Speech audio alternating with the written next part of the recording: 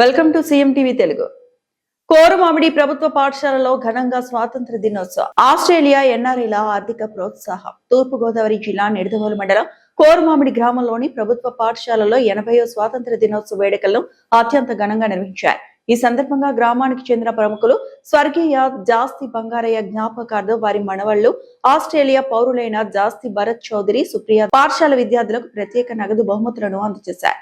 స్వగ్రామంలోని పాఠశాలలో చదువుకుంటున్న పేద విద్యార్థులను ప్రోత్సహించే లక్ష్యంతో ఈ కార్యక్రమాన్ని చేపట్టినట్లు వారు తెలిపారు.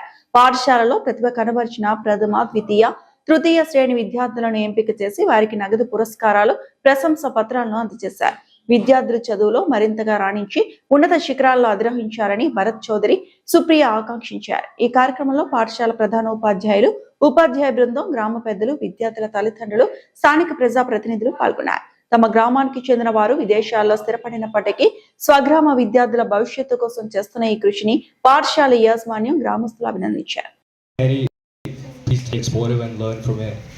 And from next year you guys can win awards as well. Thank you.